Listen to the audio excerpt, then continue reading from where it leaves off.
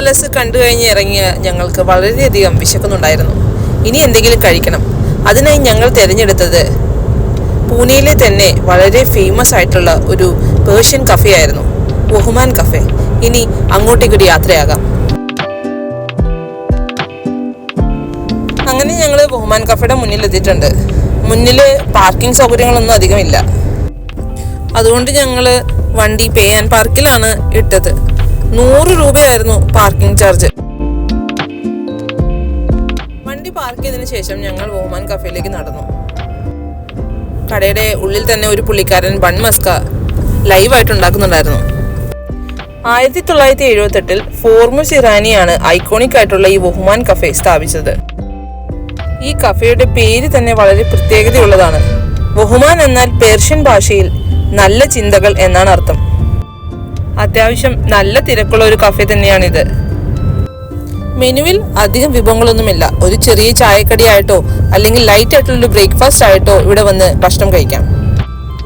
ആദ്യം തന്നെ ഞങ്ങൾ ഓർഡർ ചെയ്തത് ഇവിടുത്തെ ഐക്കോണിക് ഐറ്റമായ ഇറാനി ചായയും ബൺ മസ്കയാണ്. അതിൻ്റെ കൂടെ ഒരു ഡബിൾ ചീസ് ഓംലേറ്റും കൂടി ഞങ്ങൾ ഓർഡർ ചെയ്തു. ബൺ മസ്ക വെറുതെ കഴിക്കുന്നതിനേക്കാളും ആ ഇറാനി ചായയിൽ മുക്കി കഴിക്കുമ്പോഴുള്ള ഒരു ടേസ്റ്റ് അതൊരു വേറെ ലെവല് തന്നെയാണ്.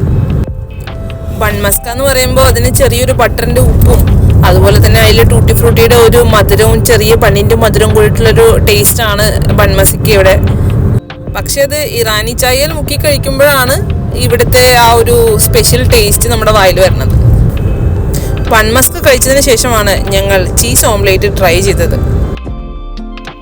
പക്ഷെ ഡബിൾ ചീസ് ഓംലേറ്റ് എന്ന് പറയുന്നത് വേറൊരു ലെവല് സാധനമായിരുന്നു. ഇതുവരെ ഞാൻ കഴിക്കാത്ത തരത്തിലുള്ള ഒരു ചീസ് ഓംലേറ്റ്, ഒരു മസ്റ്റ് ഐറ്റം എന്ന് വേണമെങ്കിൽ ഞാൻ പറയാം.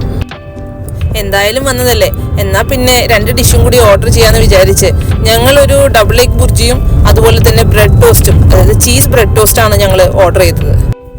ടോസ്റ്റ് വളരെ നോർമലായിട്ടുള്ള ഒരു ടോസ്റ്റായിട്ടാണ് എനിക്ക് തോന്നിയത്, നമ്മുടെ വീട്ടിലൊക്കെ ഉണ്ടാക്കുന്ന പോലെ. പക്ഷേ ഇറാനി ചായയിൽ മുക്കി കഴിക്കുമ്പോൾ അതിനൊരു വെറൈറ്റി ടേസ്റ്റ് ഉണ്ട്. കഫേയിൽ നിന്ന് ഇറങ്ങിയതിന് ശേഷം അടുത്തതായി ഞങ്ങൾ പോകുന്നത് പൂനെ ഒക്കയാമ ഫ്രണ്ട്ഷിപ്പ് ഗാർഡനിലോട്ടാണ്. തെരുവിന്റെ ഇരുവശങ്ങളിലും പൗരാണിക രീതിയിലുള്ള ബിൽഡിങ്ങുകൾ ഞങ്ങൾക്കിവിടെ കാണാൻ പറ്റി. ഇതാണ് പൂനെ ഒക്കയാമ ഫ്രണ്ട്ഷിപ്പ് ഗാർഡന്റെ എൻട്രൻസ്. ഇവിടെ 50 രൂപയാണ് പാർക്കിംഗ് ചാർജ്.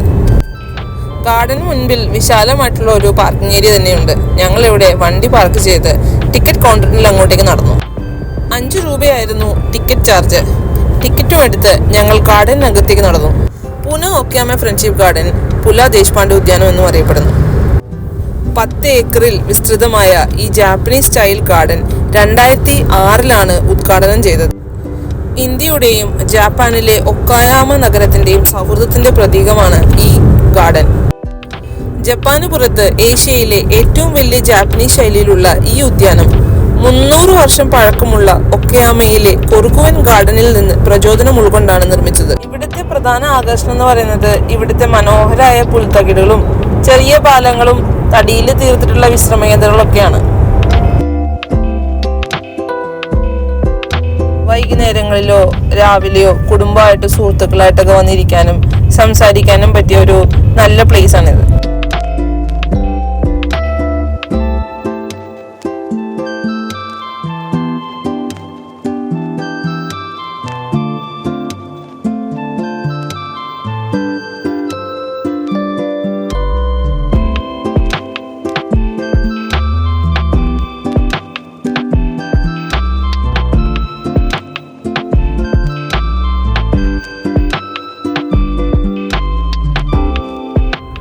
പാർക്കിന്റെ കൂടെ തന്നെ ഒരു ചിൽഡ്രൻസ് പാർക്കുമുണ്ട്.